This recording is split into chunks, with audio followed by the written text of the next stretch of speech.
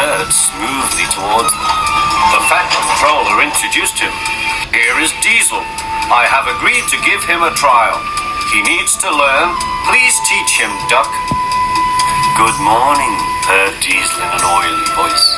Pleased to meet you, Duck. Is that James and Henry and Gordon too? I am delighted to meet such famous engines.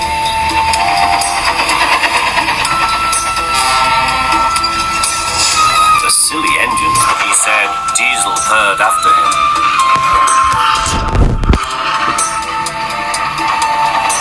Your worthy fat Sir Topham Hatt to you, ordered Duck. Diesel looked hurt. Your worthy Sir Topham Hatt thinks I need to learn. He is mistaken. We Diesels don't need to learn. We know everything.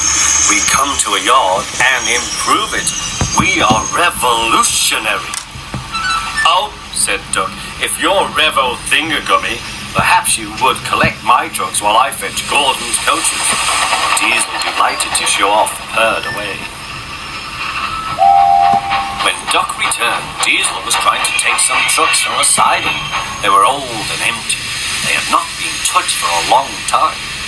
Diesel found them hard to move. Forward, push, backward, forward, push, backward, forward. Oh! The trucks groaned. We can't. We won't. Duck watched with interest. Diesel lost patience. He roared, gave a great heave. The trucks jerked forward. Oh! They screamed, we can't, we won't. Some of their brakes snapped, and the gear jammed in the sleepers.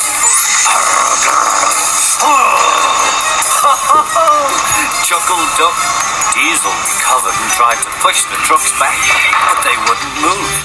Duck ran quietly round to collect the other trucks. Thank you for arranging these, Diesel. I must go now. Don't you want this lot? No, thank you. Diesel gulped. And I've taken all this trouble. Why didn't you tell me? You never asked me. Besides, said Duck, you were having such fun being Rev whatever it was you said. Goodbye.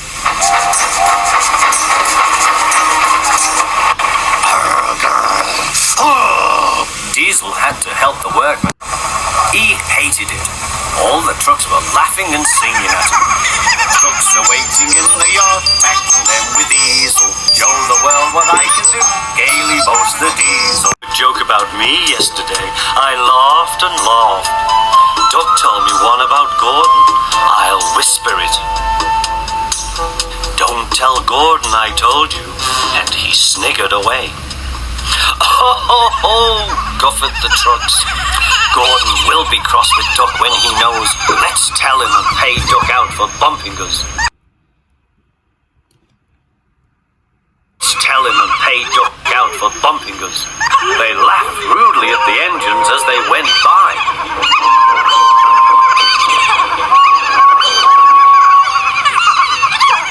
Soon Gordon, Henry,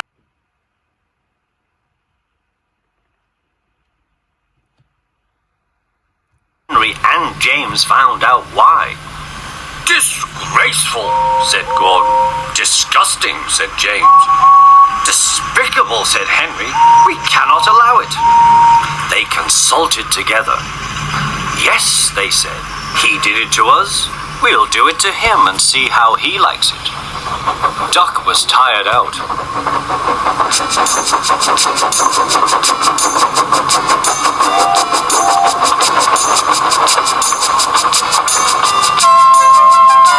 The trucks had been cheeky and troublesome.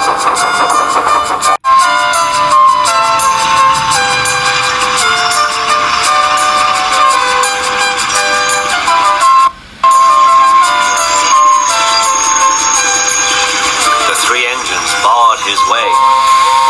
Whoosh! Keep out. Stop fooling, said Duck. I'm tired. So are we, hissed the engines. We are tired of you. We like Diesel. We don't like you. You tell tales about us to the trucks. I don't. You do. I don't. You do. The Fat Controller came to stop the noise. Duck called me a galloping sausage, spluttered Gordon. Rusty red scrap iron, hissed James. I'm old Square Wheels, fumed Henry.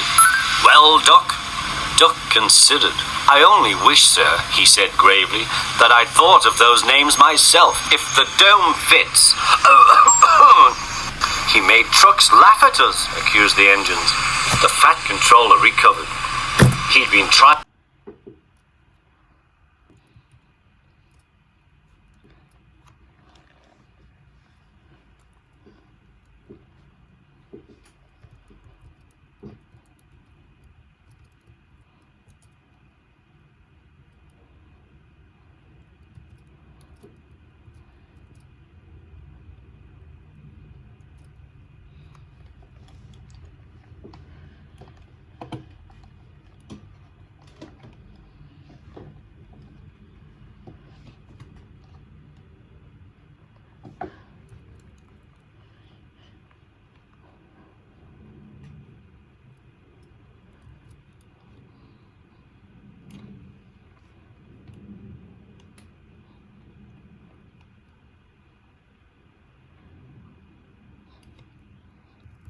Diesel lurked up.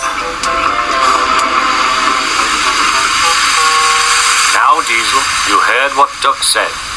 I can't understand it, sir. To think that Duck of all engines. I am dreadfully grieved, sir, but know nothing. I see, said the Fat Controller. Diesel squirmed and hoped he didn't. I'm sorry, Duck, but you must go to Edward's station for a while. I know he will be glad to see you.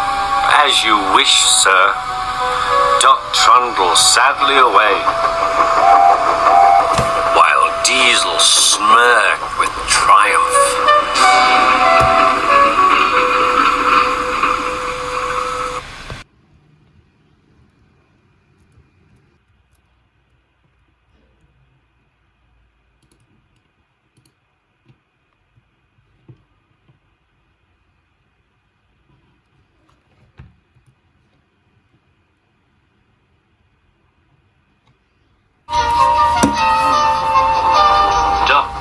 Western engine clumped sadly to Edward's station.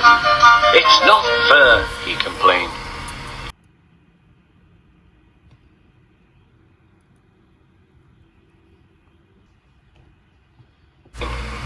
Diesel has been telling lies about me and made the Fat Controller and all the engines think I'm horrid. Edward smiled. I know you aren't, and so does the Fat Controller. You wait and see. Why don't you help me with these trucks? Duck felt happier with Edward and set to work at once.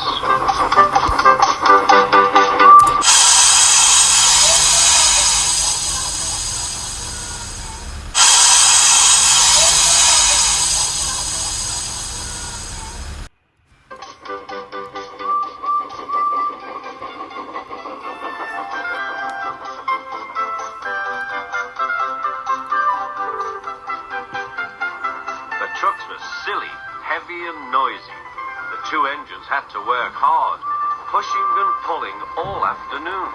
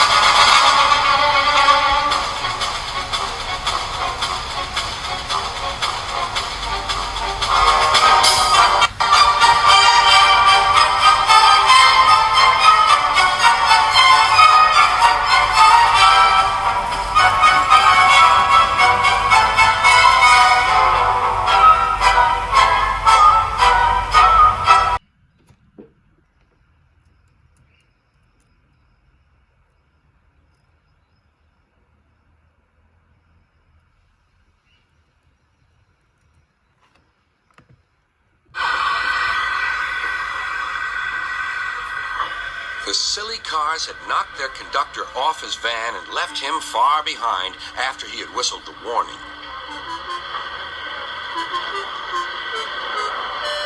But the cars didn't care. They were feeling very pleased with themselves. "Beg pardon, sir," gasped Duck.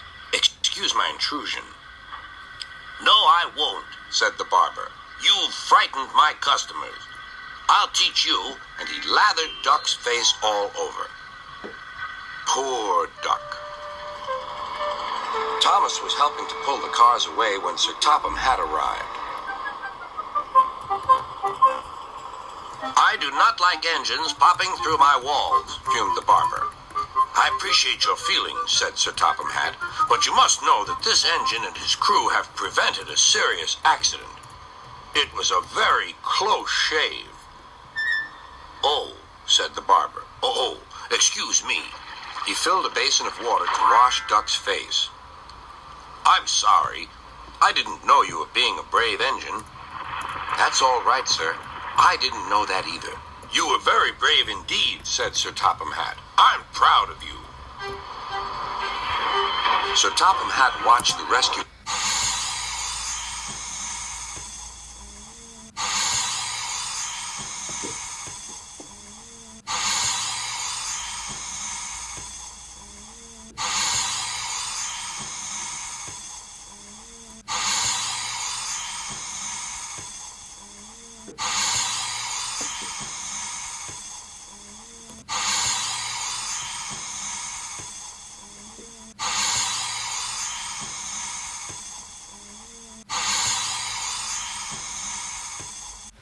operation. Then he had more news for Duck. "And when you are properly washed and mended, you are coming home." "Home, sir? Do you mean the yard?" "Of course." "But, sir, they don't like me. They like Diesel." "Not now. I never believed Diesel, so I sent him packing. The engines are sorry and want you back."